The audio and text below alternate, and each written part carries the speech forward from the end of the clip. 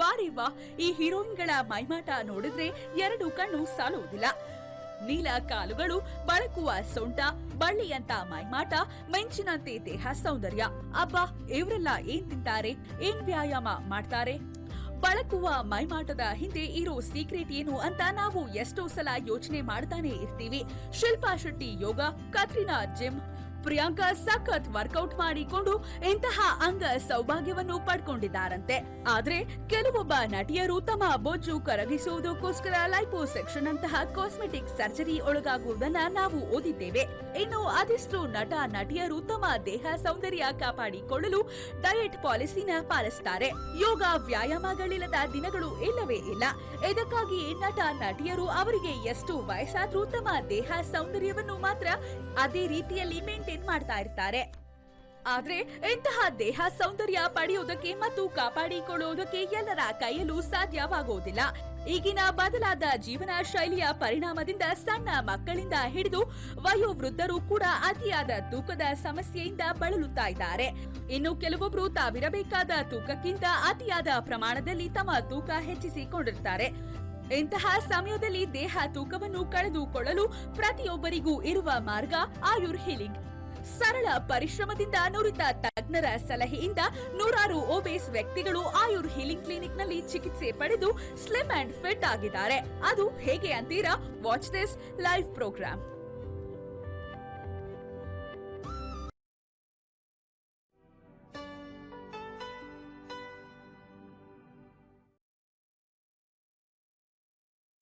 ಆಯುರ್ healing ಅರ್ಪಿಸುವ health care ನೇರ ಪ್ರಸಾರದ ಕಾರ್ಯಕ್ರಮ. ಇನ್ನು ಇವತ್ತಿನ ಕಾರ್ಯಕ್ರಮದಲ್ಲಿ ಒಬೆಸಿಟಿ ಬಗ್ಗೆ ನಾವು ಮಾತಾಡ್ತಾ ಇದೀವಿ. ನಮ್ಮ ಜೊತೆ ಇದ್ದಾರೆ ಕೈಗುಣ ಡಾಕ್ಟರ್ ಅಂತಾನೆ ಸ್ಪೆಷಲೈಸ್ ಆಗಿರುವಂತಹ ಡಾಕ್ಟರ್ ಮಿನಿ ನಾಯರ್ ಅವರು. ನೀವು ಕೂಡ ಕಾರ್ಯಕ್ರಮದಲ್ಲಿ ಕರೆ ಮಾಡಬಹುದು, ನೇರವಾಗಿ ಡಾಕ್ಟರ್ ಜೊತೆ ಮಾತನಾಡಬಹುದು, ನಿಮ್ಮ ಪ್ರಶ್ನೆಗಳನ್ನ ಕೇಳಬಹುದು. ಇನ್ನು ದಪ್ಪ ಇದ್ದೀನಿ ಅಂದ ತಕ್ಷಣ ತೂಕ ಇಳಿಸ್ಕೊಳ್ಳೋದಕ್ಕೆ ನಾನಾ ವಿಧವಾದಂತಹ ಪ್ರಯತ್ನಗಳನ್ನ ಮಾಡ್ತಾ ಇರ್ತೀರಾ ಕೂಡ. ಅದರಲ್ಲಿ ಡಯಟ್ ಕೂಡ ಒಂದು ಪ್ರಮುಖವಾದ ಪಾತ್ರ ಅಂತಾನೆ ಹೇಳ್ಬೋದು. ನಾವು ತಗೊಳ್ಳುವಂತ ಆಹಾರ ಯಾವ ತರ ಇರಬೇಕು, ಎಲ್ಲಾ ತರದ ಡಯಟ್ ಟ್ರೈ ಮಾಡ್ಬಿಟ್ಟಿದೀನಿ, ಯಾವುದು ಕೂಡ ನನಗೆ ಎಫೆಕ್ಟ್ ಮಾಡಿಲ್ಲ ಅಂತ ಕೆಲವರು ಯೋಚನೆ ಮಾಡ್ತಿರ್ತೀರಾ. ಇನ್ ಕೆಲವರು ನಮಗೆ ಇಂಟರ್ನೆಟ್ ನಲ್ಲಿ ಸಿಗುವಂತಹ GM ಡಯಟ್ ನ ಕಾಮನ್ ಆಗಿ ಫಾಲೋ ಮಾಡಿರ್ತಾರೆ ಡಾಕ್ಟರ್ ಅಂತ ಹೇಳ್ಬೋದು.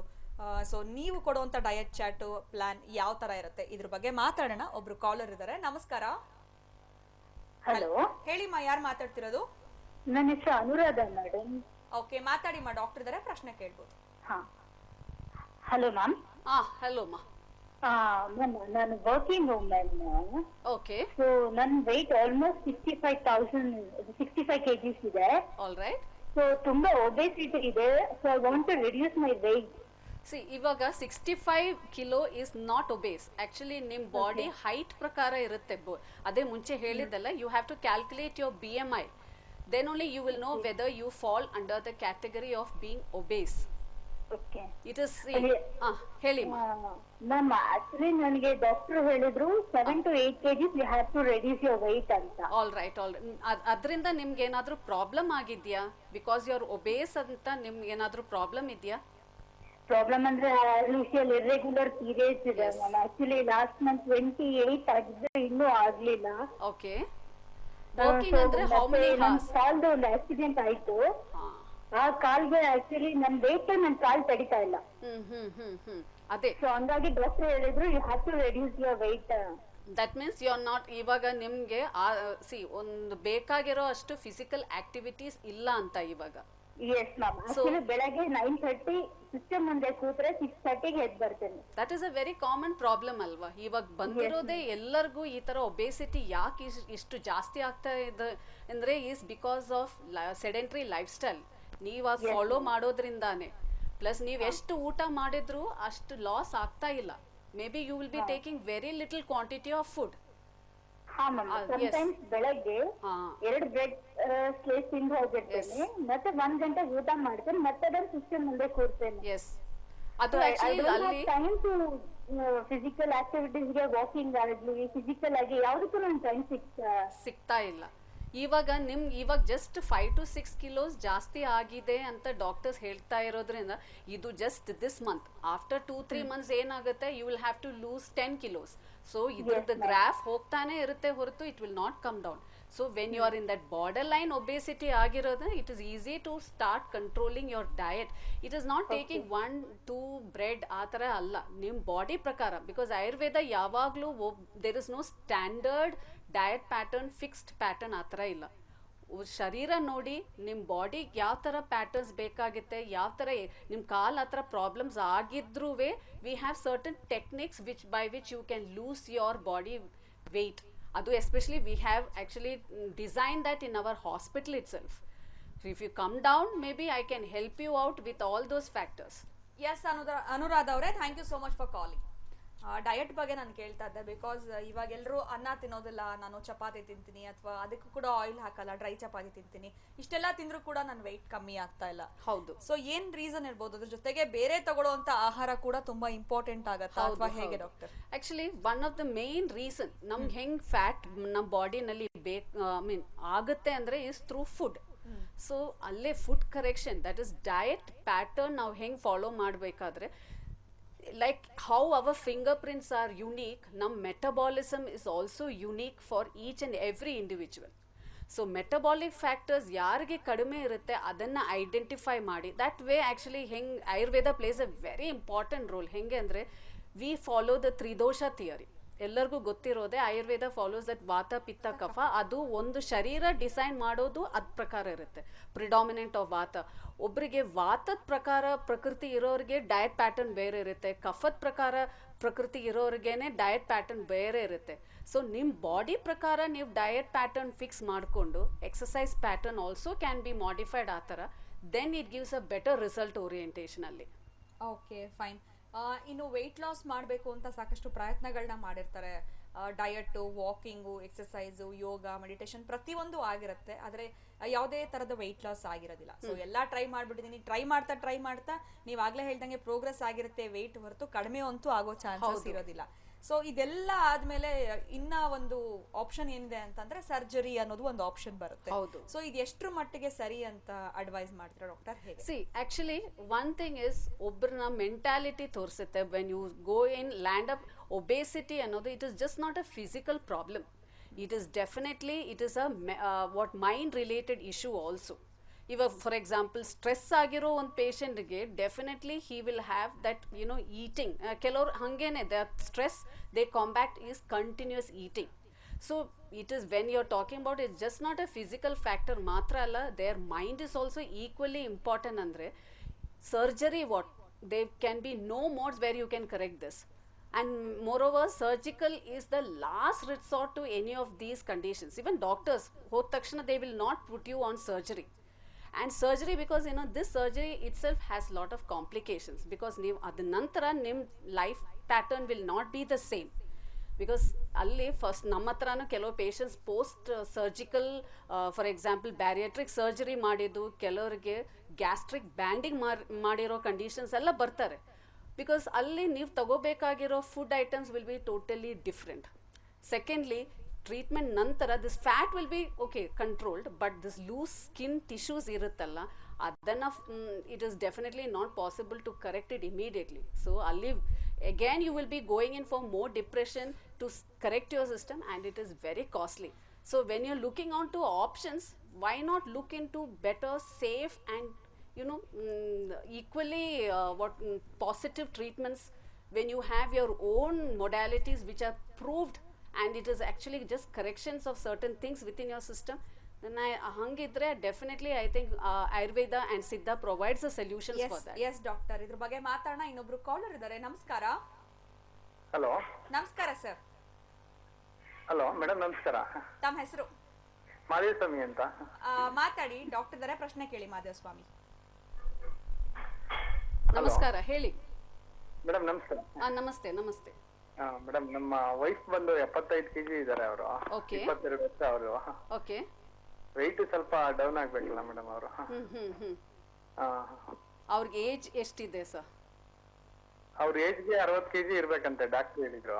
ಓಕೆ. ಅಲ್ಲ, ಅವ್ರಿಗೆ ಅದು ಬಿಟ್ಟರೆ ಬೇರೆ ಏನಾದ್ರೂ ತೊಂದರೆ ಇದೆಯಾ? ವೆಯ್ಟ್ ಇಂದ ಬೇರೆ ಏನಾದ್ರೂ ತೊಂದರೆ ಇದೆಯಾ? ಏನ್ ಪ್ರಾಬ್ಲಮ್ ಏನಿಲ್ಲ, ಅದೇ ಮಕ್ಕಳಾಗ್ತಾ ಇಲ್ಲ ಅಂತ ಹೇಳಿದ್ರು. ಅದೇ ಬೇಸಿಕ್ಲಿ ಅದೇ ಹೇಳಿದ್ದಲ್ಲ, ಇಲ್ಲಿ ತನಕ ನಾವು ಮಾತಾಡಿದ್ದೇ ಈ ಲೇಡೀಸ್ನಲ್ಲಿ ಫೇಸ್ ಮಾಡ್ತಾ ಇರೋ ಒಂದು ಕಂಡೀಷನ್ ಬಿಕಾಸ್ ಆಫ್ ಒಬೇಸಿಟಿ ಅಂದರೆ ಈಸ್ ಇನ್ಫರ್ಟಿಲಿಟಿ.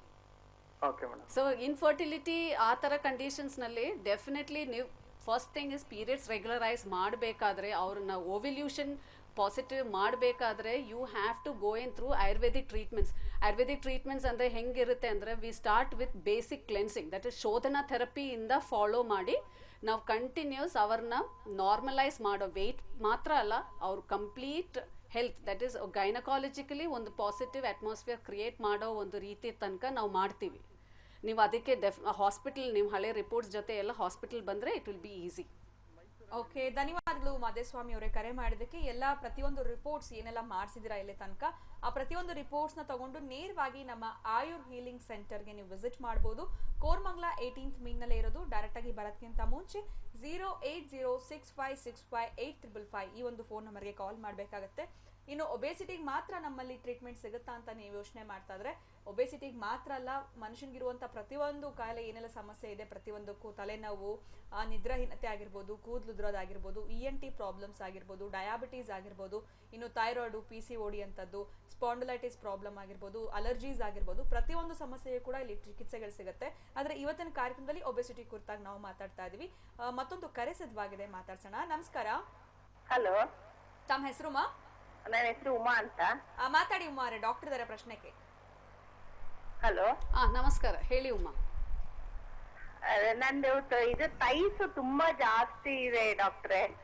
ನನ್ಗೆ ಏಜ್ 47. ಓಕೆ.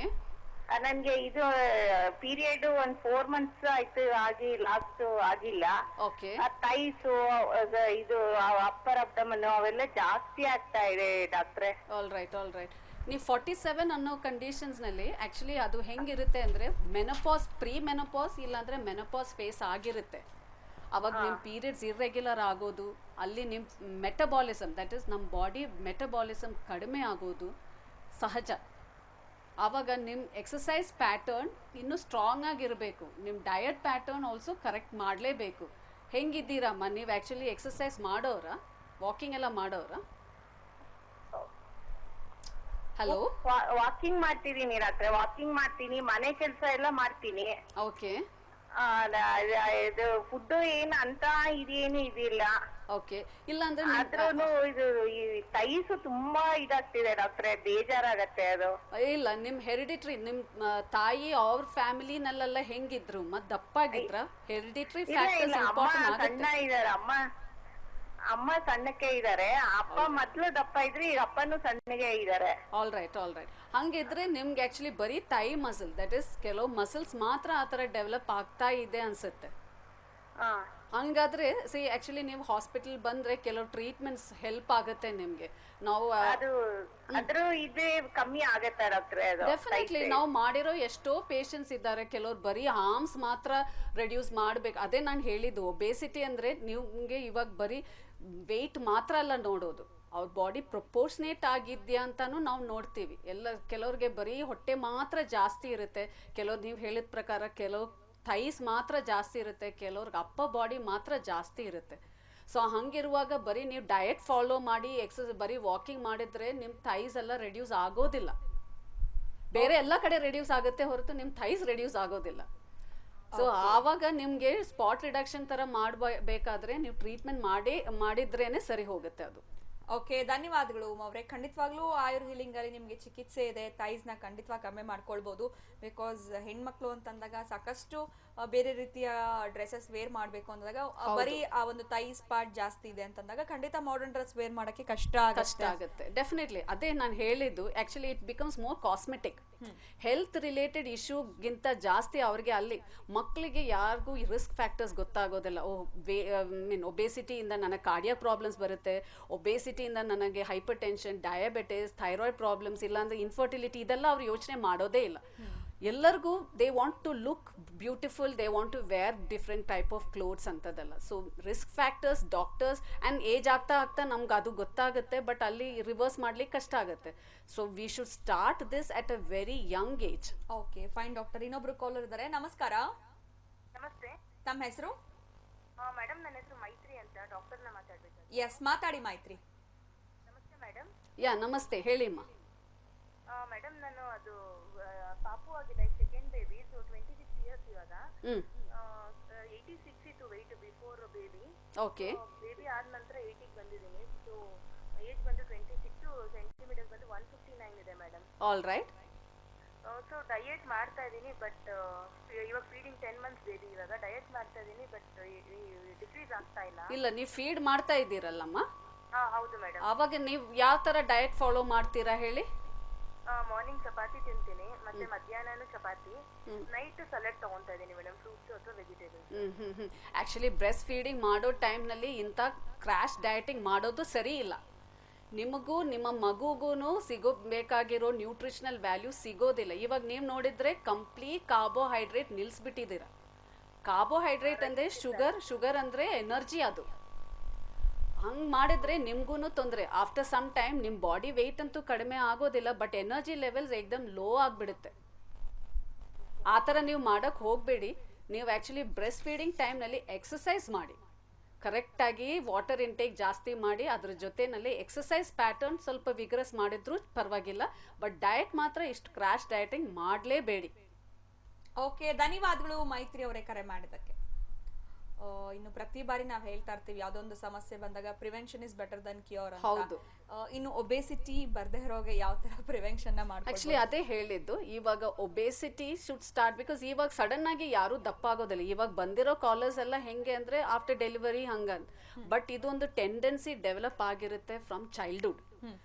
ಹೆರಿಡಿಟ್ರಿ ಫ್ಯಾಕ್ಟರ್ಸ್ ಆಗಿರಬಹುದು, it can be hereditary or it can be lifestyle ಅಂದ್ರೆ ಹೆಂಗೆ ಅಂದ್ರೆ ಇವಾಗ ಎವ್ರಿಬಡಿ ವಾಂಟ್ ಫಾಸ್ಟ್ ಫುಡ್. ಯಾರಿಗೂ ಕುಕ್ ಮಾಡಿ ನ್ಯೂಟ್ರಿಷಿಯಸ್ ಫುಡ್ಡ, ಅದ್ರ ಬ್ಯಾಲೆನ್ಸ್ ಫುಡ್ಡ ಇಂಥದ್ದೆಲ್ಲ ಎಲ್ಲರಿಗೂ ಥಿಯರಿಟಿಕಲಿ ಗೊತ್ತಿರೋದು, ಬಟ್ ಪ್ರಾಕ್ಟಿಕಲಿ ಯಾರು ಫಾಲೋ ಮಾಡ್ಲಿಕ್ಕೆ ಕಷ್ಟ, ಬಿಕಾಸ್ ಆಫ್ ಟೈಮ್ ಕನ್ಸ್ಟ್ರೈನ್ಸ್ ಆಗಿರಬಹುದು. ಇಟ್ ಕ್ಯಾನ್ ಬಿ ಬಿಕಾಸ್ ಅವರಿಗೆ ಪ್ಯಾಲೆಟಬಿಲಿಟಿ, ಎಲ್ಲರಿಗೂ ಚೀಸ್ ಅಂದರೆ ಇಲ್ಲಾಂದರೆ ಬ್ರೆಡ್, ಬರ್ಗರ್ಸ್ ಇಂಥದ್ದೆಲ್ಲ ಎಲ್ಲರಿಗೂ ಇಷ್ಟ. ಬಟ್ ಅದು ಚೈಲ್ಡ್ಹುಡ್ನಲ್ಲೇ ಕರೆಕ್ಟ್ ಮಾಡಿ ನಮ್ಮ ಟೇಸ್ಟ್ ಯಾವ ಥರ ಇದ್ದರೆ ನಮಗೆ ಹೆಂಗೆ ಲೈಫ್ ಸ್ಟೈಲ್ ಮುಂದೆ ಹೋಗಿ you can be more safer ಅಂತ ಅಲ್ಲೇನೆ we have to start at the school level. Okay fine. ಇನ್ನೊಬ್ರು ಕಾಲರ್ ಇದ್ದಾರೆ, ಮತ್ತೆ ಮುಂದುವರ್ಸೋಣ. ಹಲೋ, ನಮಸ್ತೆ ಮೇಡಮ್ ಅವರೇ. ನಮಸ್ಕಾರ, ಹೇಳಿ ಸರ್, ಯಾರು ಮಾತಾಡ್ತಿರೋದು? ನಾವು ತುಮಕೂರಿಂದ ಮೇಡಮ್ ಅವರೇ. ನಿಮ್ಮ ಹೆಸರು? ನಯಾಜ್ ಅಂತ ಹೇಳಿ. ಓಕೆ, ಮಾತಾಡಿ ಸರ್, ಡಾಕ್ಟರ್ ಇದ್ದಾರೆ, ಪ್ರಶ್ನೆ ಕೇಳಿ ನೇರವಾಗಿ. ನಮಸ್ಕಾರ, ಹೇಳಿ. ನಮಸ್ತೆ ಮೇಡಮ್ ಅವರೇ. ನಮಸ್ತೆ, ಹೇಳಿ ಸರ್. ನಮ್ಮ ಮಿಸ್ಸಸ್ ಅವರು ಮೇಡಮ್ ಅವರೇ,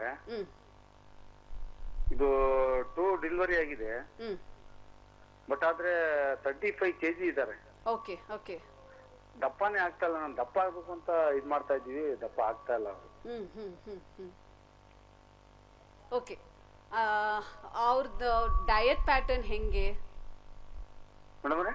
ಡಯಟ್ ಹೆಂಗೆ, ಊಟ ಎಲ್ಲ ಹೆಂಗ್ ಮಾಡ್ತಾರ ಅವರು? ಊಟ ಚೆನ್ನಾಗಿ ಮಾಡ್ತಾರೆ ಮೇಡಮ್ ಅವರೇ, ಏನ್ ತೊಂದ್ರೆ ಇಲ್ಲ. ಟೈಮ್ ಟು ಟೈಮ್ ಮಾಡೋರು ಇದ್ದಾರಾ? ಟಿವಿ ನೋಡ್ಕೊಂಡು ಮಾತಾಡ್ಬೇಡಿ ನಯಾಸ್, ಫೋನ್ ನಲ್ಲಿ ಕೇಳಿಸ್ಕೊಳ್ಳಿ ದಯವಿಟ್ಟು. ಇಲ್ಲ, ಹೊರಗಡೆ ಅವ್ರ ಊಟ ತಿಂಡಿ ಯಾವ ತರ ತಗೊಳ್ತಾರೆ ಅದ್ರ ಬಗ್ಗೆ ಕೇಳ್ತಾ ಇದಾರೆ ಡಾಕ್ಟರು, ತಿಳಿಸಿ. ಊಟ ಮಾಡ್ತಾ ಇದ್ದಾರೆ ಮೇಡಮ್ ಅವರೇ, ಸ್ವಲ್ಪ ಕಡಿಮೆ ಮಾಡ್ತಾ ಇದ್ದಾರೆ ಅಷ್ಟೇ. ಓಕೆ. ಇಲ್ಲಿ ಆಕ್ಚುಲಿ ನೀವು ಹೇಳಿದ್ದು ಆಪೋಸಿಟ್. ನಾವು ಒಬೇಸಿಟಿ ಮತ್ತೆ ಮಾತಾಡಿದ ಬಗ್ಗೆ, ಇದು loss of weight. Actually body weight ಅದು ಈಕ್ವಲಿ ಒಂದು ಇಂಪಾರ್ಟೆಂಟ್ ಸಮಸ್ಯೆ ಇಲ್ಲಿ. ಕೆಲವರು ದಪ್ಪ ಆಗಬೇಕು ಅಂತ ಏನೆಲ್ಲ ಮೆಡಿಸಿನ್ ಸಿಗೋ, ಮಾರ್ಕೆಟ್ನಲ್ಲಿ ಸಿಗೋ ಎಲ್ಲ ಪ್ರಾಡಕ್ಟ್ಸ್ ಟ್ರೈ ಮಾಡಿರ್ತಾರೆ. ಮತ್ತೆ ಅದರ ಬಗ್ಗೆನೇ ಮಾತಾಡ್ತಾ ಇದ್ದೀವಿ. ಅಲ್ಲಿ ಅವ್ರಿಗೆ ಮಾಡಬೇಕಾಗಿರೋದು ಹೈ ಪ್ರೋಟೀನ್ ಡಯಟ್. ನೀವು ಅದರಲ್ಲಿ ಸ್ವಲ್ಪ ಕಾನ್ಸಂಟ್ರೇಟ್ ಮಾಡಿ ಕೆಲವು ಮೆಡಿಸಿನ್ಸ್, ದಟ್ ಈಸ್ ಆಯುರ್ವೇದಿಕ್ ಮೆಡಿಸಿನ್ಸಲ್ಲೇ ಕೆಲವು ರಸಾಯನ ವಾಜೀಕರಣ ಟ್ರೀಟ್ಮೆಂಟ್ಸ್ ಇರುತ್ತೆ. ಅದರಲ್ಲಿ ರಸಾಯನ ಟ್ರೀಟ್ಮೆಂಟ್ಸ್ ನೀವು ಮಾಡಿ ಅವ್ರಿಗೆ ಒಂದು ಕಾಯ ಶುದ್ಧಿ, ದಟ್ ಈಸ್ ಬಾಡಿ ಪ್ಯೂರಿಫೈ ಮಾಡಿ ಮತ್ತೆ ರಸಾಯನ ಟ್ರೀಟ್ಮೆಂಟ್ ಮಾಡಿದ್ರೆ they give very good results. ದಪ್ಪ ಅಂತ ಅಲ್ಲ, ಅವ್ರಿಗೆ ಕರೆಕ್ಟ್ ಪ್ರಪೋರ್ಷನ್ ಆಗಿ ಬಾಡಿ ಕರೆಕ್ಟ್ ಆಗುತ್ತೆ ಅವ್ರಿಗೆ.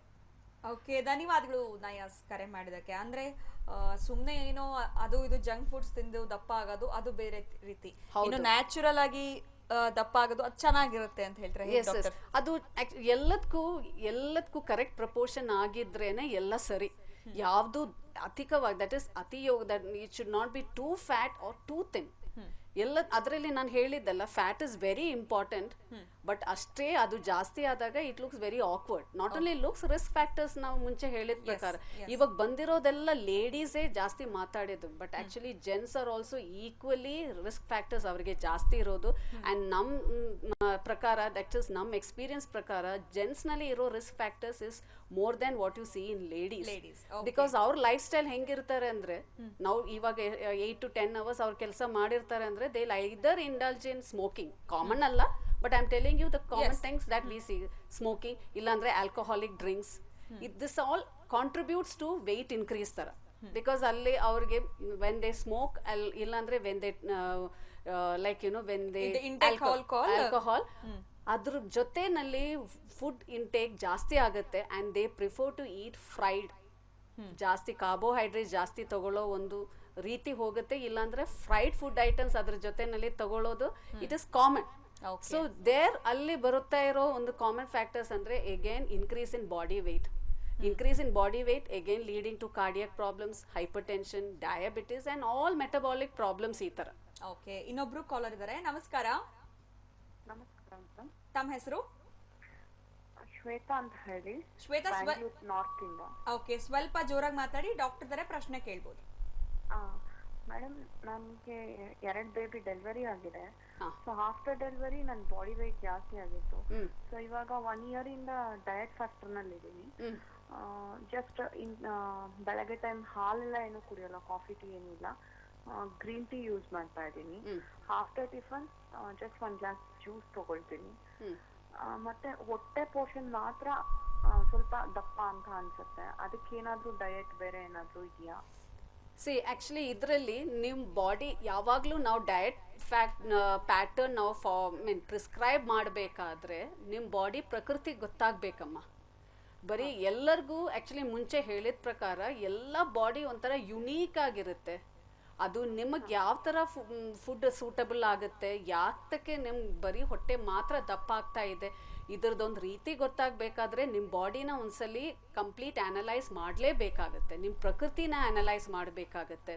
ಅದ ನಂತರನೇ ನಿಮಗೆ ಯಾವ ಥರ ಫುಡ್ ಐಟಮ್ಸ್ ಸೂಟ್ ಆಗುತ್ತೆ, ನಿಮಗೆ ಎಲ್ಲಿ ಅದು ಬ್ಯಾಲೆನ್ಸ್ ಆಗುತ್ತೆ ಅಂತ ನೋಡಲಿಕ್ಕೆ ನೀವು ಆ್ಯಕ್ಚುಲಿ ಒಂದ್ಸಲಿ ಹಾಸ್ಪಿಟಲ್ ಬಂದರೆ ಅದನ್ನು ವೀಕ್ಷಿಸಿ, then I can give you a better idea.